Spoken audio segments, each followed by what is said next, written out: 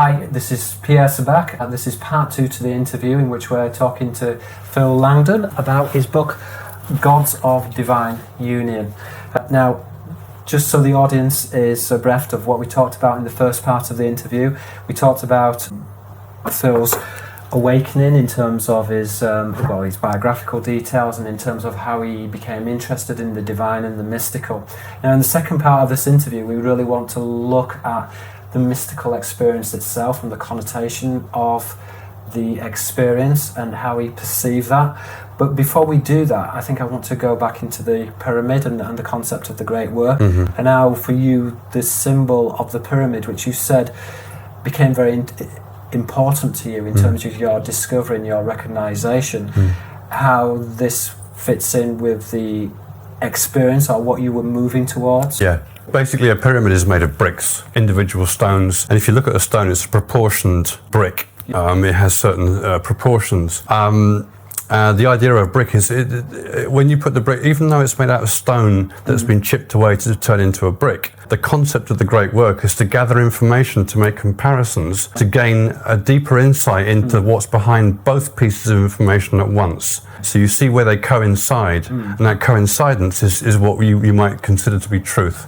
So and it will give you a deeper understanding. You gather clay, which is different parts, pieces of information. You can compare it to that. When you bring it together, you make comparisons between the information. And by doing so, you gain insight on that particular subject. And that will be your brick. That's very similar to the classical thinking of the dialectic or the dialogue in terms of question and argument and counter-argument. Yeah. I know we kind of had a discussion earlier on about the nature of the mind, and we were saying, I mentioned about that in psychoanalytical theory, that you have the conscious, the unconscious, the id, the ego. Yeah. But in terms of the East and the yogis, that they deconstructed the mind into, I think it's about 18 different sections. Right. So they really they've taken the science of the mind and they've expanded upon it so much more than what we have done in the West. Yeah.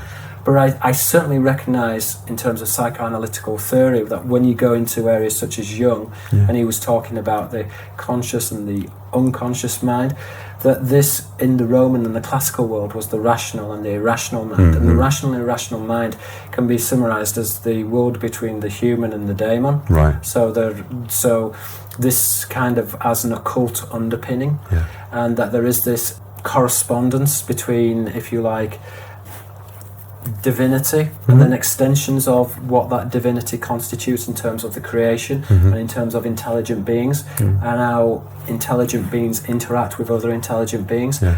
For the want of a better word, we could say the relationship between humans and the realm of angels, and what an angel actually is, and the different levels to what that means. And you were saying as well earlier that there is a distinction between a non-physical angel and an angel in a human body. What's the difference there? What's really going on? And I think that's interesting because in terms of my own book, Holographic Culture, that I looked at those distinctions. So you see that there's a relationship between the Elokei, a high creature, but the Elohim themselves are also referred to as the Ruach Elohim, a high spirit, which are the Jinn. So my understanding of this is that these beings are entities, and I describe them as a holographic culture, that when you get to a certain level of understanding, then it's possible to deconstruct the mechanics of reality. And they've deconstructed the mechanics of reality, the physical reality, so they can disassociate from physical reality. And they've also deconstructed the spirit realm as well. What you're going to talk about in terms of your mystical experiences, they understand the spirit realm. I think they understand what happens when you die. They understand what happens to the soul. These are all quantifiable phenomena which can be understood through science. And I believe that there are many beings which are holographic cultures which do understand the fundamental mechanics of the natural, and I use the word natural, but really what we're dealing with here is the supernatural, that which is beyond so the norm. So I would like to look at the relationship between the human and the angel. We'll deal with that, the human and the angel. You made the implication that the human being can be an angel, and this concurs with my own research, as My research is showing me that within the occult tradition, the occult tradition itself is compartmentalized between non-human angels and human angels. Right. Now they fall under what you would categorize as what is the anthropos. The anthropos literally means human, but here we're talking about a humanoid. A humanoid is someone who is sentient. Yes. Okay, so a non-human angel can still be referred to as human or humanoid because they're sentient. Okay, so sometimes, for example, a person will say, "Oh, I saw a grey alien. Didn't look human, but he was a humanoid," and that is recognizing. It would be perhaps unfair to say that they are human-like, but it's recognizing that sentience, which is human-like.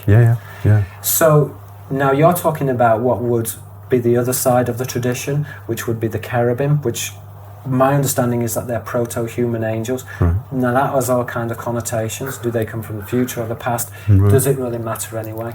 Yeah, because when you're dealing with a holographic culture, cultures which have deconstructed time, time doesn't have the same meaning or connotations as what it does for us.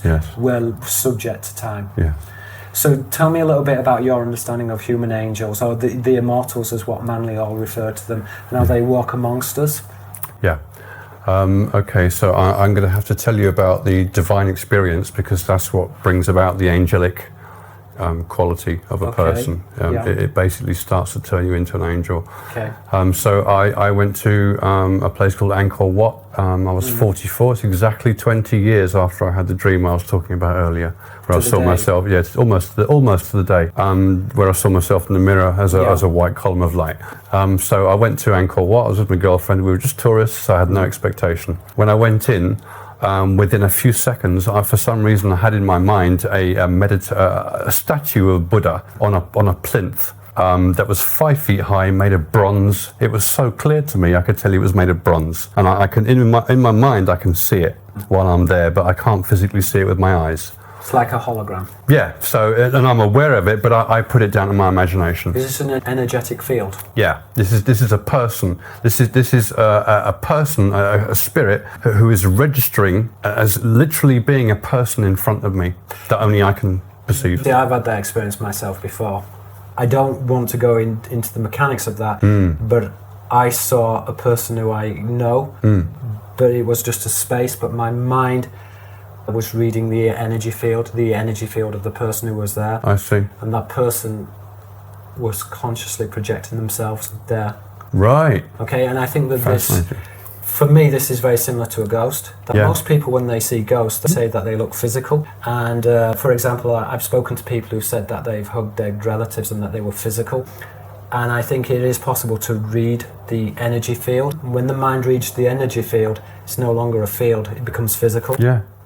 So ghosts, so two people, one person sees the ghost, the other doesn't. The other person can interact with that ghost physically. The other person can't. That's my understanding of it, and I could be totally wrong about that. I agree. But so therefore, I had two levels of awareness. One is that it's empty space, but the other level of awareness is the person is there.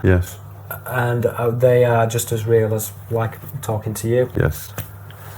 So this statue was registering like that, precisely like that, as if a person is now sitting in front of me, appearing as a still bronze statue. I didn't take it seriously, so we carried on walking around the temple. So you was thinking like, this is almost like a daydream? Yeah, I'm just imagining it. I just thought, I wasn't expecting anything. I just thought, I'm just thinking of a meditating figure, because it's typical of this sort of place, Hindu temple, and I thought nothing of it. So we carried on walking around, and we went up to the central tower, and I stood at the top for a few seconds, and then I walked back down. All the while, this statue is getting stronger and stronger and stronger, as if it's going, no, Phil, it's me, it's kind of like, it's getting more prominent, and I'm going, no, go away, you're in my imagination, it's nothing to do with reality. He's going, no, he's getting stronger and stronger. 3 minutes in, it took us 3 minutes to come in, walk up and down, and go into the quad inside Angkor Wat. So now I'm sitting down, and my girlfriend takes a picture of me, which I'll show you at some point, and I look confused. Disorientated. Yeah, disorientated, and I'm like this, as if to say, what is going on? Because now this statue is more real to me than anything in my physical surroundings. And I don't understand why. I don't understand why. So I'm looking at it. I'm trying to figure out why are you appearing to me to be so real? And as I'm looking at it, there are circles, white circles radiating out from a light on its forehead. It was about 3 centimeters wide, this light. It was crystal white. So there were radiating lines coming from it, about 3 every second, going to the peripheral vision in about 1 second. And between each of those strong white lines I could count them. It was so vivid. There were 8 finer, thinner, less vivid lines between each strong line. There were 9 altogether in sets of 9, and these are just rippling out all the time. There was what looked like plasma material pouring off to the left and right from it continuously, gently, and there was a very thin ring around the light itself that was strobing on and off randomly. And what was this, do you think? I have no idea. I understand them. Well, I say I have no idea, but I perceive them as being aspects of the psyche. I relate them to aspects of the psyche, the physical senses, the emotion, the intuition, and the logic. Each of those things will link to one of those 4 aspects of your psyche. Once I was just sitting there looking at it, just point blank, and I can crystal clear see this statue with all this stuff coming off its light. So now I think, right, my girlfriend's milling about, and I'm just sitting there. So I think, right, I'm going to look at this light, the actual light. And as I looked at it intensely, I thought, what is the quality of that light? And as I'm looking at it, I realized, my God, it's absolutely still. It is perfectly still. And as I'm looking at that, I'm thinking, why is it perfectly still? And as I'm doing that, I'm purely focused on its quality. Everything else just I forgot about completely. And all I know now in this moment is this light. That's all I know. And after a few seconds... So it had an hypnotic effect. Absolutely. I lost track of time. I got a sense that I've lost track of time. What's going on? And as I came away, I stopped looking at it, and as I came away from it, I felt like I just floated down. There was a change in my awareness, and I literally floated down to this bottomed out state that I would associate with total stillness and absolute rest. And in that state, I felt different. My appreciation of my feelings and sensation as a physical person was different. And as I look up, we walk out, and I'm looking up into the sky, and I'm thinking, my God, there is something, I'm in a different place. I can still see the physical surroundings, but now I'm aware that I'm in an infinite garden. I can't see it, but I just know I'm in it. I know it's there. It's very difficult to describe that. Do you think that architecture could amplify those states within the human mind? I don't see why not. Because on the way to it, walking up the causeway, I felt like my brain or my mind was reading the building. Okay. I got that impression. So the building's architecture is to facilitate those states within individuals who are ready for... Bingo. Yeah, that's exactly what I think. Right, okay. Which makes me wonder why all the thousands of other people who go there don't come away with the same experience. But it only takes one, doesn't it? Right. And again, they're not limited to time and space. Right. So... Yeah, so now I'm aware what I now know of as the infinite garden that we would call heaven. Okay. And I know that, actually I found out more about it when what comes next. So I'm aware of that, and I'm aware of the physical surroundings as 2 separate realities that are not the same. So I'm now aware of 2 separate issues. You talked about the garden, but that in itself is interesting, just because the garden, for me, when I've looked at the ideas of the first and the second creation. The first creation is the creation of physical creation, and then you've got the second creation, which is the planting of worlds by intelligent beings. Yes. So the garden, and again the relationship in the Arabic between the word garden and jinn as well. Right. Because a garden, the etymology of garden is coming from that which is hidden. Right. So the foliage hides, it conceals. I see. And the jinn are hidden or concealed. Gotcha. So again, that would feed into the traditions of Adam and Eve and the serpent, which is likened to a jinn. So the connotations of the garden can have all different kinds of connotations, and again, we shouldn't necessarily just limit the interpretation to just one interpretation. Correct. There are multiple interpretations. Yeah, absolutely. So you were saying anyway before I interrupted. No, it's absolutely fine. So I'm aware of the garden that's infinite, not physical. Yeah. It's not physical, and I'm aware of the physical at the same time. Right, okay. I'm more interested in the not physical. It was because when I became aware of the infinite garden, it automatically made me aware that everything physical no matter what it is, whether it's the material of your body, the floor, the air that we breathe, anything physical is all made from one material. And I didn't know where that awareness came from, because I'd never thought of it like that before. Right, okay. So now I'm aware everything physical is one material, so it's just one simple thing. And therefore, this infinite garden is more real than that. So I got it like that. So I'm now associating myself with the infinite garden, thinking that's more real. I want more of that. And as I'm doing that, I'm looking into the infinite garden that I can't see, but I seem to be perceiving it in my own mind. As I'm looking into it, I'm starting to realize there's a person involved with it. It's not just the garden that's empty. There is a person who is of that garden. Embedded in the garden is a person. Is this God, or are we? Yes, it's what you call it. I found out it was God shortly after, but I didn't know at the time. I just thought I'm getting the sense in this place that there's a person here. So I'm looking up into the sky and I'm thinking, who is this person? Who are you? Because now I'm really feeling though that it is an actual person. For some reason, this person is not how you would think of a person. They were not focused in one place. This person was absolutely everywhere, all at the same time. It's like a million different cells. Kind of, but it's just one person. But he's everywhere at once. Right. So the infinite garden is full of this presence. Right. So now I'm aware of that presence, and now I'm asking myself, who or what is this presence? And as I do that, I'm physically looking up into the sky, and that presence became focused where I was looking. Right. As if it was God who spread out, and all of a sudden he's realised I'm looking at him. And so he's stopped what he's doing, and he's come together as a focus, and he's looking down at me now. And he's looking directly at me, and I was aware that person is looking at me. It was just as if God is everywhere all at once, and his focus became in front of me, as if he became a sort of focused entity that I could now focus on. Yeah, because he was everywhere. I guess at one level he still is everywhere, but yes. He becomes focused. Yes, he's in infinite ability, so he remains everywhere, but can become focused at the same time. What type of quality did this presence have? Like a person, like you, but it was... was it a restful quality, a loving quality? Not yet. There was nothing yet. All it was a recognition of two awarenesses being aware of each other. Okay, right. So that's all it is at the moment. I don't know if it's God or who or what. Yeah. I'm questioning in the back of my mind what is going on. Right. As well at the same time. As soon as we registered each other, that we got each other's attention, he came out, this person, I was aware of what he was doing, and he came out whoosh like that. And instead of moving linearly in a normal sense, he took up every position in that motion at once.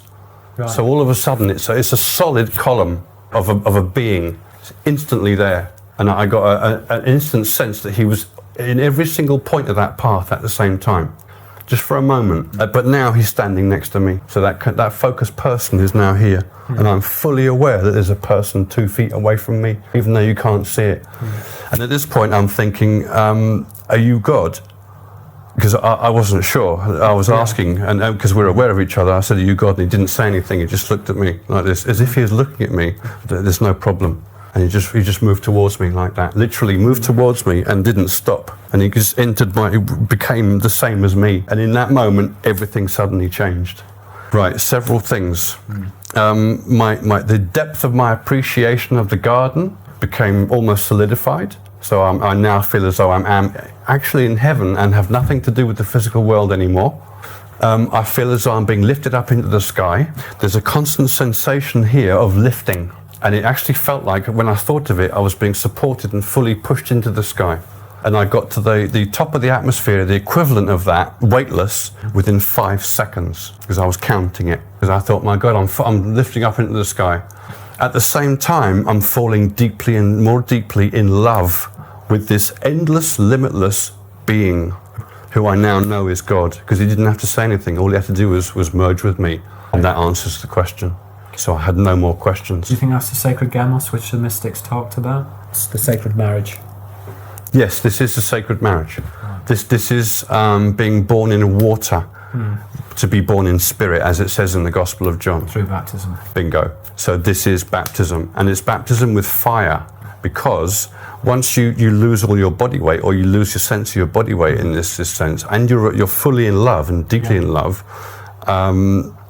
a flickering starts. You can feel it in your solar plexus, right in the core of your being. It's like a few licks of flame, and they're ultra cold. I would associate it with absolute cold, not just coldish, but ultra freezing cold. And it was the most refreshing thing I have ever encountered in all my life. I've never experienced anything like that. This flame, it starts in your solar plexus, it stays there, but it grows, and it grew up to my throat. So all of this was now a solid column of ultra cold flame. Right. And I became that flame. My associate, myself, I was a flame, and my body didn't matter anymore. So I'm just a flame. Pure spirit. Yeah. The soul. Do you see that there is a distinction between the soul and the spirit? I need a definition of both to say what we can say about them, because different people use different definitions. My understanding of the differential between the spirit and the soul, and it's no by any means complete or anything, but I think that the spirit is what you're talking about in terms of the merging. It's the aeonic field, whereas the soul is the individuation. Right. There is a close relationship. They're obviously one and the same. Yeah. You know, the fragment of light, or that bit which makes you distinct is the soul, but the spirit is the pattern, the ripple, which is the absolute, the ocean. I can see how you can talk about it like that. The soul is the light, which is the fire, whereas the spirit would be the water, which is the ocean. Right. I think sometimes it's kind of useful to be particular about language. Is that in English, the soul and the spirit gets confused. Yeah, but I think within the mystical tradition that there's a distinction between the two, and it's useful sometimes to make a distinction. Right. I agree. So you were this column of light. It's a flame. It's cold flame, and when I thought of it, it was blue. It's automatically blue. Yeah, blue. For some reason. I don't know why. I just thought, it's a blue coal flame that I am now. My body doesn't matter anymore. My awareness of my body does not matter at all. Right. But I'm still using it to walk around. And I don't want anyone to think that anything weird's happening. Right. You know, so I'm aware of my surroundings still, but I'm as far as I'm concerned, I'm in heaven, I'm one with God, and I now know what that means. I understand it, but I don't understand it logically. I'm simply in that awareness. All of a sudden, I'm in that awareness, and it knows itself already. But I haven't got to that point in my logical consciousness. Right. So I just went with it. So there's multiple things occurring psychologically at this state. You kind of like functioning, but overwhelmed with this otherness. Yeah, and there's an interaction during that time as well. Yes. We had a conversation. Right, okay. The conversation with God. The conversation. And the conversation was very, very simple. Right. What happened when he came into me like that was that it felt like I was being embraced. Okay. And the overriding quality in the embrace was that of gratitude. Right. I didn't understand why God was showing me gratitude. Right. I thought, surely, what I show you gratitude. How come you're showing me gratitude? Right. And the answer was for being honest. Right. Because you're honest. He liked that, and I got the impression that there are very few people on earth that are honest. That gives God the joy of having that union with you, because God is looking for that as well. Because it's just the most beautiful, blissful thing you've ever encountered in your life. Yeah, I would describe it as utter bliss. There's no two ways about that. So it was a feeling of gratitude. Did he say any words, or he did, but I don't know whether I should put that on camera. Okay. See, I'm a little bit, what shall I say, apprehensive. I'm not worried. I'm concerned about how it will register to other people's psyches. Yeah. So in other words, people may misconstrue it, and it cause more harm than benefit. Exactly. Okay. Exactly. So I don't mention it. I've never mentioned it really. So you've kept that to yourself. Yes. Yeah. I think that's a better idea, to be honest. I'd rather back things up and try and prove things before just stating things out, point blank. I think it's a bit much to say things like that. You see, I think that these psychological states and these, we'll call them subjective experiences, but do have value, and I think that they can teach us a lot about. Even if we look at it just from a mechanical perspective of the human mind, it can teach us a lot about human psychology. Yeah. But I think if we've got an open mind, then it can teach us so much more about not just human psychology, but in terms of how psychology fits into the world in general, the nature of consciousness, and in which the world is conscious. I think that these are important ideas. Yeah. How we define what consciousness is, what it means to be sentient. Yes. You know, and philosophical questions. For example, are some people more aware than other people? Aye. You know, are individuals more sentient? Yeah. And is there a relative quality to this? Can you be asleep one moment and awaken another moment, and then asleep again? Yeah. So these are interesting questions. They throw up a lot of interesting questions. Yeah, they do. So during this experience then, or? Well, so that's basically what happened, and from then on I carried on walking around the complex on fire for 9 hours. Right. 9 hours that lasted. Yeah. During that time we went to another temple, and I was it's the one called Bayon. It's got lots of faces. Right. It's the only one like that. It looks very unusual. And while we were walking around in there, I'm in this state, and I was wondering why there are so many faces in this temple. And the casual nature of my thinking in that moment was that when you want to talk to somebody, you go and see them face to face. Right. So I got the impression this temple has something to say. Yeah. You see what I mean? It's like saying, you need to learn this, you need to know this. You want an answer. Yeah. So as I'm standing there and I got to the end of that thought, I thought, that's quite interesting. I've got one of these faces, it's 6 foot high, it's right in front of me. All of a sudden I felt in the centre of my head 2 small surfaces about the size of a quarter of my nail there. Yeah. Imagine 2 of those surfaces right in the middle of my head rubbing together like that. Right. A movement between them, and I could feel a movement in your head. A movement in my head of that scale, a little surface. Like a little bolt being tightened up in your head. Yeah, kind of like that. And it registered as though someone had a memory stick, and they just slotted it into my brain. Right. And it contains information. A download of information. A download, exactly. Because as soon as I felt that, was that connected to the light? Do you think? I don't know. I didn't associate it with that. You associated it with the movement in your mind? I associated it with the temple. Right. As if there's a person who lives at that temple who's seen that I'm on fire, and he knows that he can put that information into my psyche now. And what did he put into your psyche? Right, so this is what I see next. Yeah. So my attention turns from the big face in front of me to the inside of my head. Yeah. And all of a sudden I see a black bubble of what looked like shiny oil.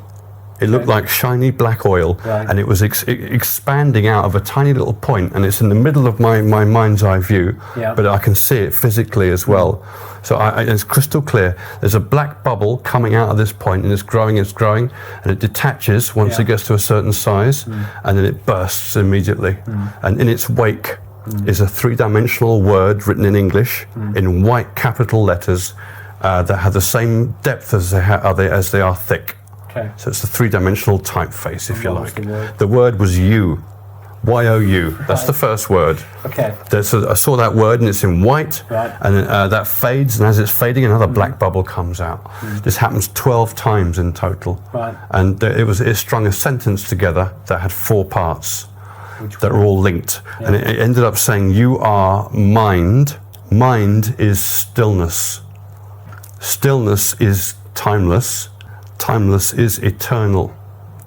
Right. So the message here is that mind or awareness or consciousness is an eternal thing that exists timelessly in stillness, and therefore it's absolutely fundamental. Can I ask you a question? Yeah. In terms of consciousness and in terms of the mind, I mean, we think all the time, and often our minds don't shut off, and we just think about anything and everything. Is that the eternal consciousness, or is that just very, shall we say, superficial? It's a byproduct of the mechanical mind. Are we talking about something which is much more deeper and much more fundamental? You've got both at the same time. Right. Being of awareness, or the fundamental stillness of existence is an awareness, fundamentally, and you are that awareness. Is this external or internal? I mean, is it being produced? So is the brain producing this, or is the brain a filter in which... Both. Right. Both. The brain is doing its own thing, Okay. And it filters what's coming from your mind as well. Right. And it has all sorts of layers and issues in the psyche, the physical psyche. Is it possible to purify this thought, or in terms of silence in the mind? What is the point of silence in the mind in the esoteric tradition? To find stillness, to find heaven. To find heaven, which is in stillness and rest. Right, okay. To find rest so that you can complete Which this is eternal. this cycle. Yeah, find eternity. Right. Yeah. Okay. Heaven, God. How many ways are there to say the same thing? You know, in this sense. So immediately after that, I mean, how did that affect you? Did you just like shrug it off and just say, okay, it was an hallucination? No. Daydreaming? After I saw the second word, I thought, is this going to be something completely useless? Because I've heard people going to temples before and coming back with stories, and you read it and you go, oh, okay, it's fine, that's great. And you just sort of carry on. It doesn't have any effect. And I thought, well, if this means nothing, I'm gonna watch it. Fine, it's happening. I can't do anything about it. Let me watch it. So run your course. You know, tell me what you want. And if this means nothing, I'm going to ignore it. Did it mean something to you? Yeah, it did. Yeah. It spoke to your psyche. Yeah, it directly led to illumination. That statement directly led to illumination. So you mean, so to me, when you were telling me the story, I kind of felt like that this was the culmination of the story, but it's not. It leads to something. Yeah. Now we're going to find the culmination of this story. So I've had divine union, what's called divine union, and I've been given something to contemplate. So I naturally am curious about that statement. The rest of the day, nothing else significant happened. I was in bliss, and I ended up feeling just like I was in my own cocoon of utter bliss and fullness. Yeah. I felt full to the brim, continuously. Overflowing, and just absolutely peaceful. Right. I didn't need anything, and I was so happy, perfectly happy. Did your girlfriend notice the difference? Oh yeah, she took a picture of me in this happiness. Yeah, she was very pleased about it, obviously, because she likes to see me happy. But the next 2 days we were travelling a lot. 2 days later I was flying back to England, and then she was going to work a lot, and I hardly saw her for the next 4 days. So I was alone for the next few days. And this is now on the 18th of December, just before Christmas. Holidays, I don't need to go to work, I'm on my own. I stayed in a darkened room for 3 days without moving at all. I got up in the morning, I went to sleep as usual, but when I got up, I come and sit in the chair, and I just sit there like this. And like my eyes are closed, and I'm just contemplating that statement. By the time I got home to England, I'd realised that the opposites of those identities are aspects of physical reality. So the opposite of mind would be body, to house it, and to give it somewhere to compare things to. Which is finite. Yeah. The mind is infinite. Exactly. Stillness, the opposite is motion, which is physical reality. Everything physical and energy is energy, and energy is motion. Yeah.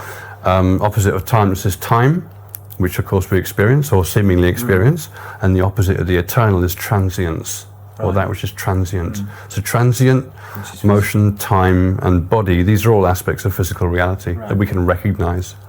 I had got used to as recognising. I mean, when you were sitting in a dark room, was you trying to reconnect with whatever that was again? There's no need to reconnect, because that spirit is literally in you. It's impregnated. It's become one with you, and you are that spirit now. So it changes you? Yeah, absolutely. Your mind is absolutely still. So is this what the Gnostics were referring to when they were talking about being born of the spirit? Yes. To be born again? Yes.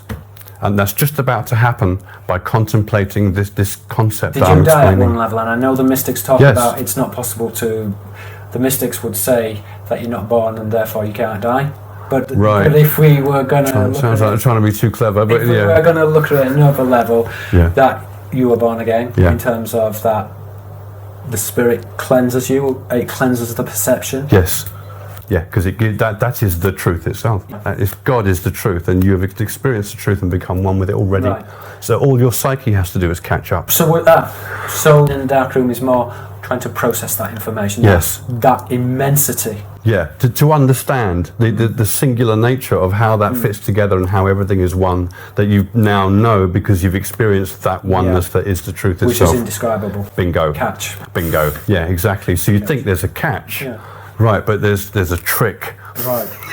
It's the trick. Right. Right, so I didn't realise this. It took me 3 days to get this, of solid contemplation. Right. And I ended up having to construct an image in my mind's eye that represented all those relationships together at once. Okay. So that instead of looking at single words and trying to think, well, what does that mean? Thinking about words, I'm now thinking of an image and a picture that is representing, in simple terms, every aspect of The that. distillation of the idea. Bingo. Right. Yeah, exactly. A succinct visual interpretation of that entire concept, of the dualities, the oppositional nature of those two. Right. So eventually I realized that all the timeless, eternal, the stillness, the cold, every aspect that goes in with that, they're all different aspects of one issue. The yin and the yang. The issue of mind. So you can apply yin and yang, but there's a complication to that when you apply it to this.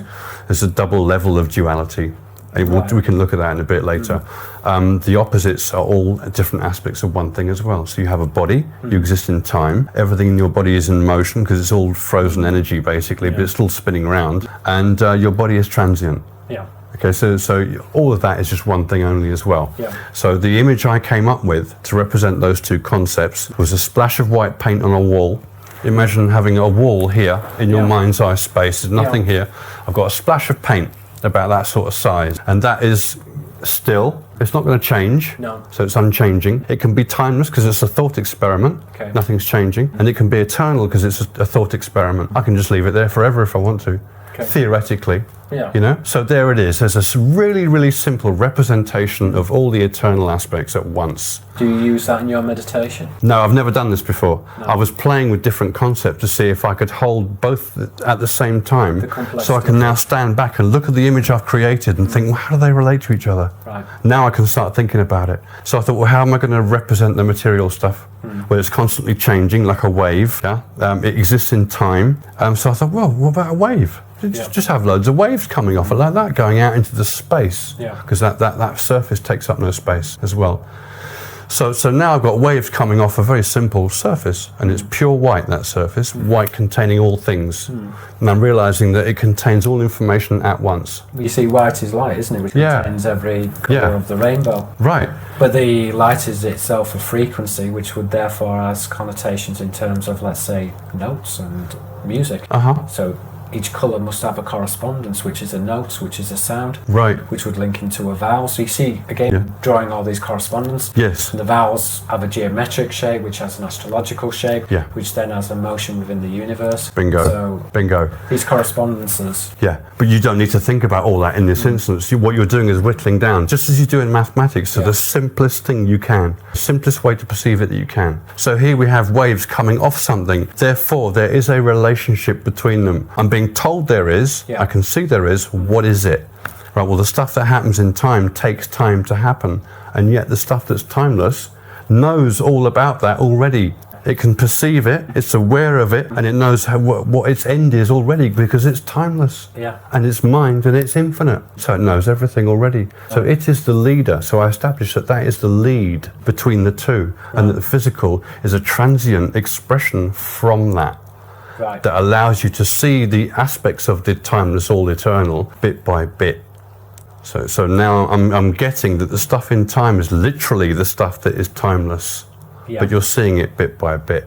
The timeless thing is recording what's happening in time at the same time. But while it's happening, the thing in time doesn't know what's going to be the result of what it's doing yet. But this does. I'm not a mathematician, but I'm guessing if you take a second, you can divide that infinitely. Yes. Which would suggest that the second is infinite. Yeah, you can drive yourself mad, and this is exactly how people drive themselves mad. In analysis, staying with the intellectual quality of it. As soon as you go to the eternal, the infinite, you forget everything physical. It has nothing to do with that which is physical whatsoever. It is non-physical, and you can only have a perception of that when you actually experience that infinity, that infinite thing, because it's a presence and it's a person, it turns out. So you wouldn't normally associate that with infinity. So you locked yourself in a room, and basically you were trying to process this information, this download. Yeah, and to understand their relationship. after that? Well, you did say that it changed you very fundamentally. Yeah, so now you're going to freak out. What happens next? Well, what happens next? What happens next? Yeah. My God. I had no expectation for this whatsoever. Right. Well, I didn't know anything was going to happen. All I was doing was just trying to understand. Okay. Purely out of curiosity, because there was nothing else for me to do. Right. I was in absolute stillness and peace, and I thought it'd be really interesting to process that information, because I got it at the time that happened, so maybe it means something. So that's why I processed it. Yeah. And when I got to the point where I understood that they're feeding each other, the stuff in time feeds the timeless thing, but the timeless thing feeds that which is in time. So they are literally An Oribus strip. looping together, and they are part and parcel of each other. And once I got that relationship and realized they are the same thing in two different states, Yes. almost as if the timeless thing is a total recording of everything that's ever going to happen. And it is the result of everything that's going to happen. Yeah, it's there before it. It's the leader, so it actually exists before. This bizarreness got me into this looping cycling concept. And then the next thing that happened was that everything seemed to spin out. That white, I had such a clear image of that in my mind's eye, that white bit of paint went like that, and it arched over without my wanting it to, and I thought, what is it doing? And it spun itself. So now all of a sudden I'm in a football-sized stadium space that is white and beige. This has got the whiteness of that white piece of paint that I created, and these lines are basically now blurry beige for some reason, and it's the size of a football stadium. All of a sudden, as soon as that spun, and it's all just frozen in this blur. Yeah, at that scale, instantly something burst out of from in front of my face, and it looked like a bow tie. It looked like a ribbon that was being opened out. But it didn't just slowly come out. It exploded out of a point and immediately went to what I thought was an infinite distance. So it went. There was no sound. It was absolutely silent. But I associated the sound of a flapping flag in the wind with it. In my mind, I was listening to the sound of a flag rippling in the wind. Exactly that sound. And as I looked at it, it was beige in colour as well, a sort of dirty sort of beige. And as it opened out, there's this central portion that reminds of a bow tie, and then it becomes the same width all the way along. And as I'm looking at it, I thought, my God, that looks like a scroll.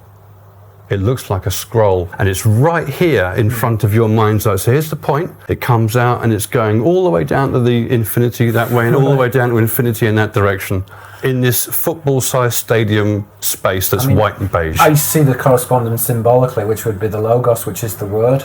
Right. The word is the vibration or the ripple in time and space. But that would be a Gnostic interpretation. Right. So it's interesting. This links into divine scripture in some respects. Yeah, I'm going to read you something in a moment that tells so you it was this. written in English, this was? It's actually written down and recorded. Right, yes. Because this is the event that everybody experiences when they have it. Right. It's the same event, and it's therefore not subjective purely, it's objective as well.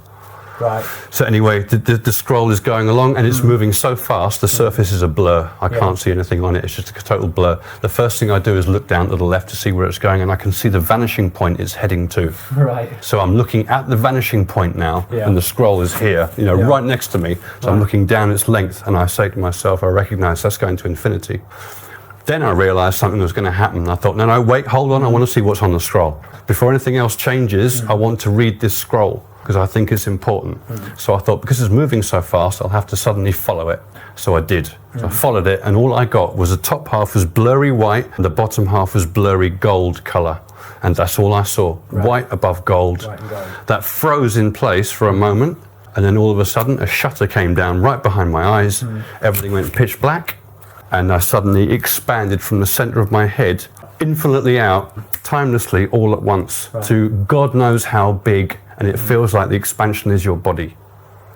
Your body is now an expanding bubble that started as a singular point in the center of your head. And I flew out, I was on top of it. My awareness was a focus on the expanding bubble. Was this a similar experience to the first experience when you said you were in the garden and there was an expansion of consciousness, or was this No, you don't feel an expansion when you find the garden. It's just you're aware of it. Okay. And it's been there all along. So the garden is, if we describe this, is it almost like a first gate to enlightenment? It's the first part, and some people may never get past the garden. Some people may confuse the garden for enlightenment. To me, it is the finding of heaven, which is at rest, and you're simply matching its level. By bringing yourself to rest, you are merging with it because it is already at rest. You become one with it automatically. Okay. Automatically. What facilitated that? What facilitated that to me was focusing on stillness and therefore becoming stillness. Right, hence meditation. Yeah. Because focusing on that light made me wonder what it was, and I realized it was still. Right. And then I was only aware of stillness and bright white light at the same time. So you expanded out in the next stage and the next experience that you had. There was an expansion. A literal expansion. You read the scroll, and after that there was an expansion. Right, a sudden expansion. Everything goes black, so Yeah. the scroll disappears. Everything literally pitch black immediately. And as soon as that happens, I saw a hazy white surface suddenly expand. The speed that I can't describe. Imagine going at light speed, and I had to say this on camera to people that don't recognise what's going on in physics, is that when you travel at the speed of light, you do not experience any time. A photon experiences no time at the speed of light. As a result of the theory and the concept, and this I would associate with that. So as though I suddenly became a photon and experienced no time. So you arrive instantly at what seems to you to be billions and billions of miles away, up in outer space. So you feel as though you shoot up into outer space like an arrow fired from a bow. I'm going to ask you a difficult question then. Yeah. Are there boundaries to space, or is it infinite? Right, so we're going to talk about that in a short while because there's too much to say. Okay. There's one infinite space, but two conditions that are appearing at the same time in it.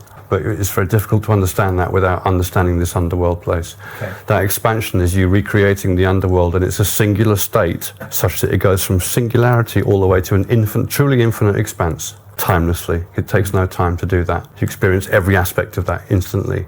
Every moment. Every moment of it, on top of each other. And yet there's a linearity to it, but it's super, super fast. You barely have time to perceive what's going on. As far as you're concerned, you've just shot up into outer space. And the fact that you can't see anything because it's pitch black is because your eyes don't work. Your physical eyes do not work anymore, and you've detached completely from your physical body. And your senses. Everything. And all you are now is just you, the person that normally thinks to themselves. There's no physical body around you anymore. Right. It's gone. An awareness. Is that thinking process... You're still fully aware. Does that have a tendency to be neurotic, like how the mind can be neurotic, or is this a much more rarefied, much more purer form of thought? It's purer because you've come into that scenario from a state of absolute peace and bliss and stillness. Okay. So you haven't got crazy thoughts, you haven't got paranoia going on, there's nothing like that. So you're nice and happy. And that's because you're plugged into the infinite. Basically, yeah. I was jovial when I arrived. The acceleration you feel once you hit that speed, it's like you're not moving anymore. So you feel like you're just standing still all of a sudden, and you're surrounded by pitch black nothing. And as I looked into it, the first thing I could sense was the emptiness of it. The true nature of emptiness was the first thing, and I said to myself in my mind, this is what infinite space feels like. It's empty. You can feel it. You can feel as if you are it. You can actually feel this vacuous nature of it. It's that is something that I didn't expect, and I was like, wow. I was jovial. I found the expansion quite fun and a surprise. You mean liberating? Yes, and your thoughts, in hindsight, your thoughts are extremely fast compared to normal. You go through a sequence of thoughts that takes almost basically no time to go through, but you can equate it to a normal sequence, in time that takes time. But you do that super fast. Everything's super fast. Okay. So, should we get to the light? Because I turn around. I want to get to the light. I'd like to have a look at some of the symbols as well on your laptop. I don't know how easy it's going to be to actually film that and to look at how, because and from what I've taken away from having spoken to you and corresponded with you, is that you have a very natural flair for symbolism. For me, I've had to study it very intently. Now you're telling me that yes, you studied it, but really the flair or the awareness for the symbol really came after this experience. So I'm kind of interested in looking at symbols and obviously discussing symbols with you, because I'm a symbologist, and I see that our understanding of the symbols are complementary. And and I think that in itself is very interesting. Yeah. So what we'll do is this section we'll wind up, and then in the next section we'll talk about the light, and we'll talk about the experience, and then we'll go into the symbolism and how it changed you. Yeah. Okay. Yeah. Thank you very much. Thank you. Cool.